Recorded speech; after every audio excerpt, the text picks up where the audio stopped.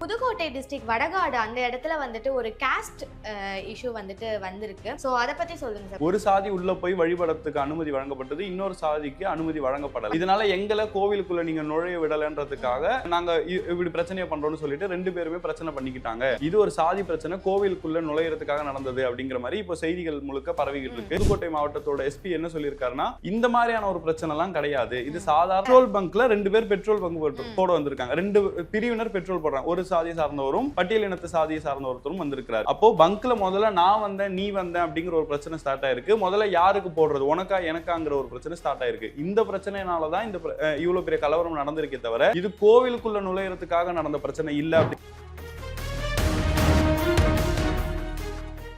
இன்னொரு क्वेश्चन என்னவா இருக்கு அப்படின்னா, இப்படி ரெண்டு தனிப்பட்ட நபருக்கு வந்த பிரச்சனை அப்படின்னா எதுக்காக போய் வீடு வண்டி எல்லாம் கொளுத்தணும் அப்படின்ற ஒரு क्वेश्चन எல்லாருக்கும் வந்துட்டு இருக்கு சார். சோ ஏன் போலீஸ் வந்துட்டு இப்படி இத சொல்றாங்க? இதையும் தாண்டி ஒரு கட்டத்துக்கு மேல வெளில வந்து பேருந்துகள், அரசாங்கத்தோட வாகனங்கள், பேருந்துகள் இதையெல்லாம் கூட தாக்க ஆரம்பிச்சுட்டாங்க. அரசு பேருந்துக்கு வாகனம் வைக்கிறாங்க, அங்க போலீஸோட பேட்ரோல் இருக்குன்னு சொன்னா போலீஸ் வாகனத்தை தாக்குறதா இருக்கட்டும், இந்த மாதிரியான விஷயங்களை ஈடுபட்டாங்க. போலீஸ் சொல்ற மாதிரியே இது வந்துட்டு ரெண்டு தனிநபருக்கு ஏற்பட்ட பிரச்சனையா இருந்தாலும் இப்போ இது ரெண்டு சமூக பிரச்சனையா மாறி ரெண்டு பேரும் அடிச்சுக்கிட்டு இருக்காங்க. அண்ட் இதுல வந்துட்டு ஒரு 14 பேர் மேல வந்துட்டு பிசிஆர் ஆக்ட் போட்டு அரெஸ்டும் பண்ணிருக்காங்க. சோ இப்படி இருக்கப்போ தொடர்ந்து இது வந்துட்டு ஒரு சாதி கலவரமா மாறல, இது இத்தனை பேர் அரெஸ்ட் பண்ணி இருந்தும் இது வந்துட்டு சாதாரண ரெண்டு நபருக்கு நடந்த பிரச்சனை தான் அப்படி சொல்லிட்டே இருக்காங்க. அதுக்காக தமிழ்நாடு அரசு உண்மையிலேயே பாராட்டணும். ஏன்னு சொன்னா இந்த பிரச்சனை எல்லாமே நைட் நேரத்துல நடந்தா கூட அந்த சண்டைகள் நடந்துட்டு இருக்கக்கூடிய நேரத்துல காவல்துறை அதிகாரிகள் தடியடி நடத்தி இந்த மக்களை கலைக்க முயற்சி பண்றப்போ அங்க இருந்த கும்பல் காவல்துறை அதிகாரிகளே திருப்பி தாக்க ஆரம்பிச்சிட்டாங்க. அப்ப ரெண்டு சாதியை தாண்டி இங்க காவல்துறை அதிகாரிகளும் பாதிக்கப்பட ஆரம்பிச்சிட்டாங்க. 22 காவல்துறை அதிகாரிகளுக்கு மோசமான காயமே ஏற்பட்டிருக்கு. காவல்துறை அதிகாரிகளுடைய வாகனங்கள் தீட்டு கொளுத்தப்பட்டிருக்கு.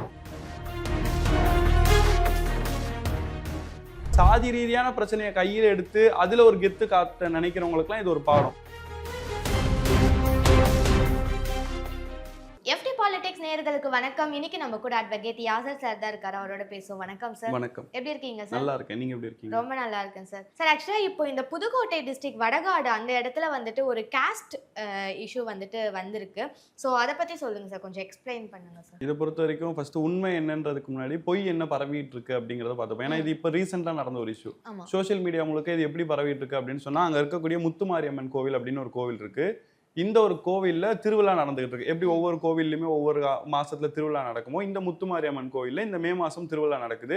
இதுல பல தரப்பு மக்கள், அதாவது பல சாதியை சார்ந்த மக்கள் வரக்கூடிய நேரத்துல ஒரு சாதி உள்ள போய் வழிபடத்துக்கு அனுமதி வழங்கப்பட்டது, இன்னொரு சாதிக்கு அனுமதி வழங்கப்படல. இதனால எங்களை கோவிலுக்குள்ள நீங்க நுழைய விடலன்றதுக்காக நாங்க இப்படி பிரச்சனையை பண்றோம்னு சொல்லிட்டு ரெண்டு பேருமே பிரச்சனை பண்ணிக்கிட்டாங்க.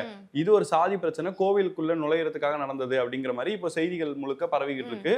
அது மட்டும் இல்லாம இந்த பிரச்சனையினால அங்க இருக்கக்கூடிய மக்கள் குடிசைகள் எல்லாம் கொளுத்திக்கிட்டு பெரிய அளவுல ஒரு கலவரம் நடந்துகிட்டு இருக்கு அப்படிங்கிற மாதிரி எல்லாம் பரப்புனாங்க. ஆனா இப்போ காவல்துறை அதிகாரிகள் என்ன சொல்றாங்க அப்படின்னு சொன்னா, புதுக்கோட்டை மாவட்டத்தோட எஸ்பி என்ன சொல்லியிருக்காருன்னா, இந்த மாதிரியான ஒரு பிரச்சனை எல்லாம் கிடையாது, இது சாதாரண ஒரு பெட்ரோல் பங்க்ல ரெண்டு பேர் பெட்ரோல் பங்க் போட வந்திருக்காங்க, ரெண்டு பிரிவினர் பெட்ரோல் போடுறாங்க, ஒரு சாதியை சார்ந்தவரும் பட்டியலினத்து சாதியை சார்ந்த ஒருத்தரும் வந்திருக்கிறாரு. அப்போ பங்க்ல முதல்ல நான் வந்தேன் நீ வந்தேன் அப்படிங்கிற ஒரு பிரச்சனை ஸ்டார்ட் ஆயிருக்கு. முதல்ல யாருக்கு போடுறது, உனக்கா எனக்காங்கிற ஒரு பிரச்சனை ஸ்டார்ட் ஆயிருக்கு. இந்த பிரச்சனைனாலதான் இந்த இவ்வளவு பெரிய கலவரம் நடந்திருக்கே தவிர இது கோவிலுக்குள்ள நுழையறதுக்காக நடந்த பிரச்சனை இல்லை அப்படின்ட்டு காவல்துறை அதிகாரிகள் முதல் கட்டமா இந்த விஷயத்த மறுத்து இருக்கிறாங்க. இப்போ நடந்த நிகழ்வு என்ன அப்படின்னு சொன்னா, புதுக்கோட்டை மாவட்டத்துல ஆலங்குடி அப்படின்னு சொல்லக்கூடிய ஒரு பகுதி இருக்கு. இது கிட்டதான் அந்த வடகாடு அப்படிங்கிற ஒரு ஊரே இருக்கு.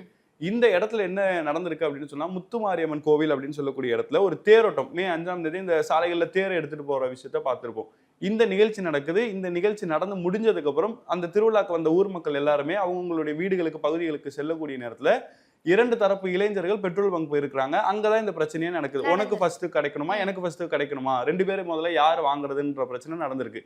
இது கொஞ்ச நேரம் கழிச்சு கை கலப்பா இருக்கு. இவர் வார்த்தையை விட அவர் வார்த்தையை விட ரெண்டு பேருக்குள்ள அடிதடி பிரச்சனைங்கிற மாதிரி ஆயிருக்கு. ரெண்டு பேருமே அடிச்சுக்கிட்டு பிரிஞ்சு போயிடுறாங்க. போகினதுக்கு பிறகுதான் வீடு திரும்பக்கூடிய நேரத்துல இந்த பக்கத்துல இருக்கக்கூடியவங்க, அதாவது உயர் சாதியை சார்ந்த மக்கள் இந்த கீழ் சாதியில இருக்கிறாங்க அப்படின்னு சொல்லக்கூடியவங்க மேல தாக்குதல் நடத்திருக்காங்க. அதாவது அவங்களுடைய பகுதிக்குள்ள போயிட்டு இந்த இளைஞர்கள் யாரு அப்படின்னு சொல்லிட்டு அவங்கள தேடி அவங்களை அடிச்சிருக்கிறாங்க, அவங்களுடைய வீடுகளை சேதப்படுத்திருக்கிறாங்க.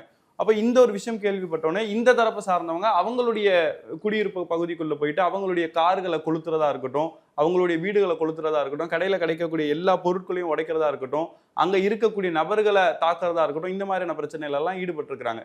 அப்ப இவங்களை அடிக்கிறது, இவங்க அதுக்கு பதில் அடிக்கிறது அப்படின்னு சொல்லிட்டு திருவிழா முடிஞ்சு சந்தோஷமா வீட்டுக்கு போன அடுத்த சில மணி நேரத்துல 2 தரப்பு நபர்களுமே ஒரு மிகப்பெரிய ஒரு கதறல் சத்தம், எங்க பார்த்தாலும் குழந்தைங்களும் அங்க இருக்கக்கூடிய தாய்மார்களும் கதறக்கூடிய அளவுல 2 நபர்களுமே கண்மூடித்தனமா யாரு கண்ணில் கிடைச்சாலும், நான் இந்த கேஸ்ட் இருக்கக்கூடிய மக்கள் இருக்கக்கூடிய பகுதிக்குள்ள வந்துட்டேன்னு சொன்னா யாரு கிடைச்சாலும் அவங்களை அடிப்பேன் அப்படின்னு சொல்லிட்டு மாறி மாறி அடிச்சிட்டு இருந்திருக்காங்க.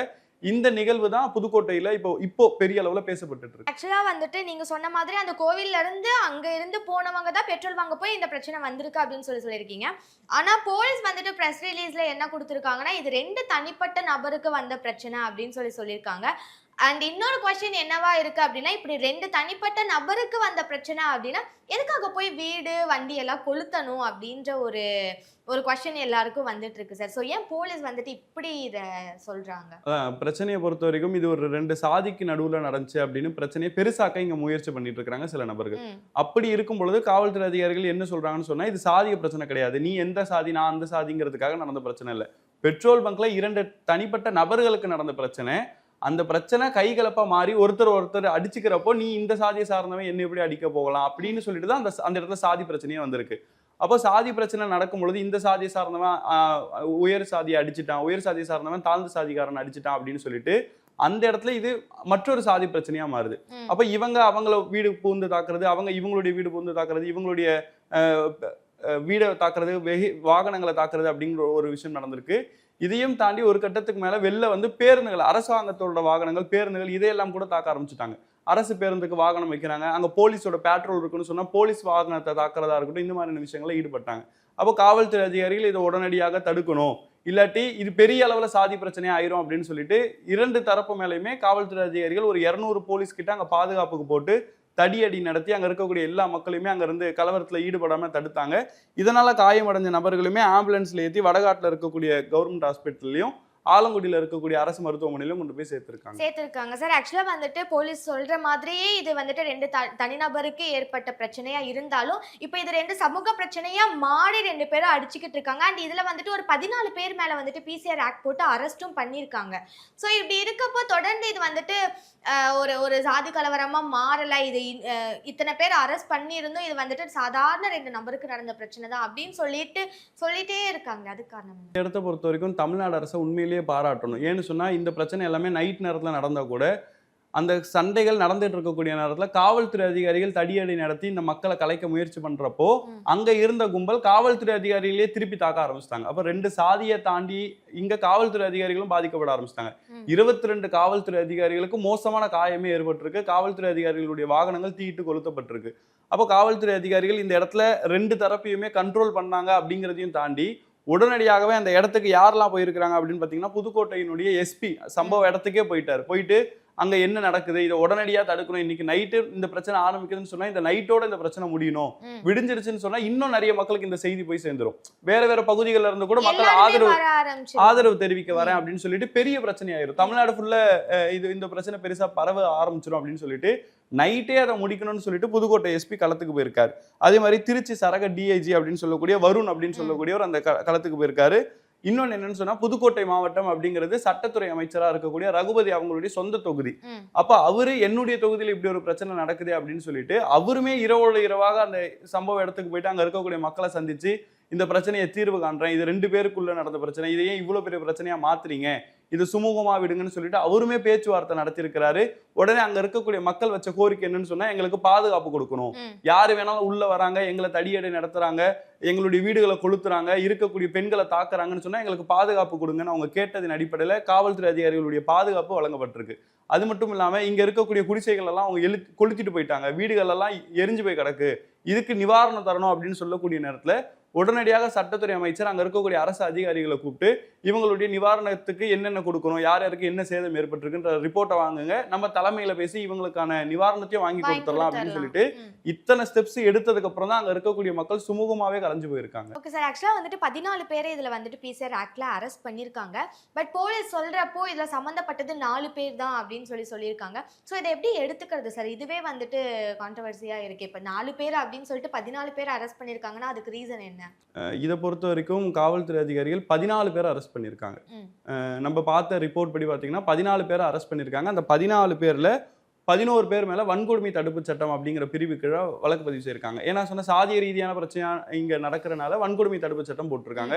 இன்னொன்னு உயிரை கொலை பண்ண முயற்சி பண்ணியிருக்காங்க அப்படிங்கிற மாதிரியான பிரிவுகளுக்குலயும் ஒரு 3 பேர் மேல வழக்கு பதிவு செஞ்சு வரக்கூடிய மே 20ஆம் தேதி வரைக்கும் காவல்துறை அதிகாரிகளுடைய கட்டுப்பாட்டுல வச்சு அவங்க கிட்ட விசாரணையும் காவல்துறை அதிகாரிகள் இப்ப நடத்திக்கிட்டு இருக்காங்க. Okay sir. அடுத்து இந்த கேஸ் எப்படி போகுது அப்படின்றது எப்படி சார் சொல்றது, எந்த பக்கம் போகும்? ஏன்னா இப்ப இரு தரப்பினர் இடையே சண்டை அப்படின்னாலே மோஸ்ட்லி வந்துட்டு யாராவது ஒருத்தர் நாம தான் வந்துட்டு வின் பண்ணணும், நாம தான் பெருசா இருக்கணும் அப்படின்றத காட்டணும் அப்படின்றதுக்காகவே அதிகாரத்தை வந்துட்டு பயன்படுத்துவாங்க அப்படின்னு சொல்லலாம். ஸோ இந்த ஒரு கேஸ் எப்படி போகிறதுக்கு சான்சஸ் இருக்கு? பெரும்பாலும் இந்த மாதிரியான பிரச்சனைகள் நீங்க எதை எடுத்துக்கிட்டாலும் சரி, இந்த மதம் இந்த சாதி அப்படிங்கிறதையும் தாண்டி இந்த மத பிரச்சனையா கூட, ஏன்னா நான் கண்ணு முன்னாடி ஒரு விஷயத்த கண்டிருக்கேன். அங்க என்ன நடந்திருக்கோ எக்ஸாக்டா அதே தான் இப்போ இங்க நடந்திருக்கு. என்ன பிரச்சனை அப்படின்னு சொன்னா, சில வருஷத்துக்கு முன்னாடி வச்சுக்கோங்களேன், நான் ஒரு கடைக்கு துணி எடுக்கிறதுக்காக போனேன்.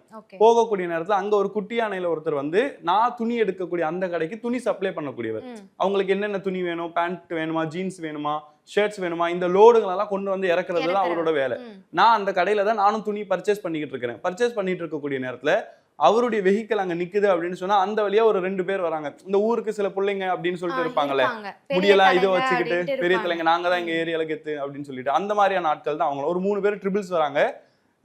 வரக்கூடிய நேரத்துல இந்த குட்டியான நிக்குது. ரோடு ஒரு சின்ன ரோடு தான். இவர் நின்று இந்த குட்டியான நின்று இருந்தா கூட இன்னொரு குட்டியான அந்த வழியா போக முடியும். அவ்வளவு பெரிய ஸ்பேஸ் இருக்கு. அப்போ இவங்களுடைய ட்ரிபிள்ஸ் அந்த 2 வீலர் அப்படிங்கிறது ஈஸியாவே அதை கடந்து போயிருக்கலாம். ஆனா அவங்க என்ன பண்ணாங்கன்னு சொன்னா, கையில இருக்கக்கூடிய ஒரு சாவியை வச்சு அந்த குட்டியானியோட கண்ணாடியை உடைச்சிட்டாங்க. உடைச்ச உடனே கடைக்குள்ள இவரு நானே தினசரி தொழில் பண்ணிட்டு இருக்கேன், இந்த மாதிரி குட்டியானியை வச்சுதான் அவரோட பொழப்பே. ஏன்னா அவரோட வேலையை ஒவ்வொரு கடையா போயிட்டு அந்த சரக்கு போய் டெலிவரி பண்றதுதான் வேலை. அப்ப கண்ணாடியை உடைச்சிக்கின்னு சொன்னா இந்த கண்ணாடி உடஞ்சதை வச்சுக்கிட்டு நாளைக்கு ரோட்ல வண்டி ஓட்ட முடியாது. காவல்துறை அதிகாரி வந்து இது உடைச்சிட்டு ஓட்டுறேன்னு கேட்டு என் மேல கம்ப்ளைண்ட் ஃபைல் பண்ணி எனக்கு ஃபைன் போடுவாங்க. அப்ப இதை சரி பண்ணணும்னு போனா அது 5000 ரூபாயில இருந்து 10,000 ரூபாய் வரைக்கும் ஆகும். அப்ப எதுக்காக என் கண்ணாடியை உடைச்ச அப்படின்னு கேட்கும்பொழுது அவங்க திருப்பி சொல்றோம்ல, அவங்க பெரிய ஆட்கள், அந்த ஏரியால அவங்க தான் எல்லான்ற மாதிரி நினைக்கக்கூடிய ஆட்கள். அப்ப அவங்க இவர்கிட்ட வார்த்தைகள், அசிங்கமான வார்த்தைகளை திட்ட ஆரம்பிக்கிறாங்க. இவரும் பதிலுக்கு வேற வழி இல்லாம பேசுறாரு. ஏன்னா இவங்க பக்கம் தப்பு கிடையாது, பட் அவன் பேசுறான்றப்ப பொதுமக்கள் முன்னாடி நம்மளுக்கு அசிங்கம் ஏற்படக்கூடிய நேரத்துல இவங்க பதிலுக்கு பேசதானே செய்வாங்க. அப்படி பேசும்பொழுது அந்த 3 பேர்ல ஒருத்தன் வந்து இறங்கி இவர் அடிச்சுட்டான். இவர் பதிலுக்கு ஒருத்தனை அடிச்சுட்டாரு. அடிச்ச உடனே அந்த கடையில இருந்து நான் வெளில வந்து நின்றுட்டு இருக்கிறேன். என்ன ஒருத்தர் கடந்து போறாரு. அந்த 3 பேர்ல ஒருத்தர் அடி வாங்கிட்டு இருக்கிறாரு, ஒருத்தர் அவர்கிட்ட சண்டை போட்டுட்டு இருக்கிறாரு. 3ஆவதா இருக்கிற ஒருத்தர் என் பக்கத்துல வந்து நின்றுகிட்டு, அதாவது இங்க அடிச்சவர் இருக்கிறாருல, இந்த துணி சப்ளை பண்றவர், இவரு முஸ்லீம். அந்த 3 நபர்களுமே இந்து மதத்தை சார்ந்தவங்க. அப்ப இவர் என் பக்கத்துல வந்து நின்று பேசிக்கிட்டு இருக்காரு. என்ன சொல்றாருன்னு சொன்னா, இங்க பாய்ங்க சேர்ந்து நம்மள அடிச்சுக்கிட்டு இருக்காங்க நம்ம ஆளுங்களை. அப்போ நடக்கிற விஷயத்த நான் கண்ணு முன்னாடி பாத்துக்கிட்டு இருக்கேன். என்ன நடக்குது எல்லாமே எனக்கு தெரியுது. அப்போ அங்க சொல்லக்கூடிய விஷயம் என்னன்னா, இந்த மாதிரி வந்தோம், ஒரு ரோட்ல ஒரு பிரச்சனை, நம்ம வண்டியை மறைச்சிட்டாங்க அதனால அடிச்சிட்டேன், இப்படி சொல்லியிருந்தா அது வேற. என்ன பிரச்சனை சொன்னாருன்னு சொன்னா, பாய்ங்கெல்லாம் இங்க சூழ்ந்துட்டாங்க, பாய்ங்க நம்ம பசங்களை அடிச்சுக்கிட்டு இருக்காங்கன்னு சொன்ன உடனே ஒரு 30-40 பேர் வந்தாங்க. கண்ணு முன்னாடி நடந்துட்டு இருக்கு. ஒரு 1/2 மணி நேரம் போன் பண்ண அடுத்த 5 நிமிஷத்துல ஒரு 30 பேர் அந்த இடத்துக்கு வந்துட்டாங்க. 30 பேர் சேர்ந்து அந்த ஒரு ஆள் அடின்னு அடிச்சாங்க. அதுக்கப்புறம் காவல்துறை அதிகாரிகள் வந்தாங்க, சில இஸ்லாமிய இயக்கங்கள் வந்தாங்க. ஏன்னா அவர் ஒரு இஸ்லாமிய இயக்கத்துல இருக்கிறார், அந்த இயக்கத்தை சார்ந்தவங்க வந்தாங்க. அவங்க எல்லாருக்கிட்டுமே நான் ரிப்போர்ட் கொடுத்து காவல்துறை அதிகாரி கிட்ட நடந்த எல்லா விஷயத்தையுமே சொன்னேன். அப்ப இந்த மாதிரிதான் இங்கேயும் நடக்குது. நடந்த பிரச்சனைன்றது அங்க எப்படி ஒரு குட்டியானைக்கும் ஒரு 2 வீலருக்கும் நடந்துச்சோ, அதே மாதிரி இந்த இடத்துல 2 2 வீலருக்கு வந்தவங்க பெட்ரோல் வாங்க வந்தவங்களுக்கு நடுவுல நடந்த பிரச்சனை. இந்த பிரச்சனையை இப்படியே விட்டோம்னு சொன்னா அது சாதாரண பிரச்சனை ஆயிரும். ஆனா இந்த இடத்துல அவன் சாதியை சொல்லி திட்டுறது, இல்லாட்டி அந்த சாதிக்காரன் நம்ம சாதியை எப்படிடா அடிக்கலாம் அப்படின்னு ஒரு பிரச்சனையை கலப்புறது. அப்போ நான் இவன் எப்படி நம்மள பேசுறது அப்படின்னு சொல்லிட்டு இந்த மாதிரி பிரச்சனையை கொண்டு போயிட்டோம்னு சொன்னா இதை பெரிய பிரச்சனை ஆக்கிடலாம் அப்படிங்கிற ஒரு நோக்கத்துல தான் இந்த புதுக்கோட்டையில நடந்த இந்த வடகாடு பிரச்சனையும் அப்படிங்கறத தான் நம்ம பார்க்கணும். அப்போ சாதி ரீதியான பிரச்சனையை கையில எடுத்து அதுல ஒரு கெத்து காட்ட நினைக்கிறவங்களுக்கு எல்லாம் இது ஒரு பாடம்.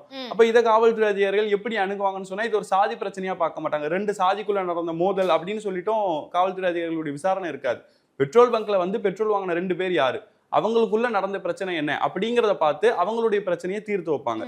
2வது, இவங்க கொடுத்திருக்கக்கூடிய விஷயம் பாத்தீங்கன்னா, ஒருத்தன் போய் பரப்பி இருக்கான், சாதிய ரீதியான பிரச்சனையா இதை பரப்பி இருக்கிறனாலதான் இப்ப இவ்வளவு பெரிய கலவரம் ஏற்பட்டு இருக்கு. அப்ப அந்த செய்தியை பரப்பினவன் யாரு, அந்த நேரத்துல காவல்துறை அதிகாரிகளுடைய வாகனங்களை தாக்குனது யார்? ஏன்னா பொது சொத்துக்களை சேதப்படுத்துறது சட்டப்படி குற்றம். அப்ப அந்த சட்டத்துக்கு கீழே அந்தந்த நபர்களை கைது செஞ்சு அவங்க மேல உரிய நடவடிக்கை எடுப்பாங்களே தவிர இது ஒரு சாதி ரீதியான பிரச்சனையா காவல்துறை அதிகாரிகள் ஒருபோதும் பார்க்க மாட்டாங்க. கண்டிப்பா இதுலயும் வந்துட்டு சரியான ஒரு தீர்ப்பு தான் கிடைக்கணும் அப்படின்னு சொல்லி எல்லாரோட வேண்டுகோளா இருக்கும் சார். ரொம்ப நன்றி சார், பல தகவல்களை சொல்லியிருக்கீங்க. நன்றி.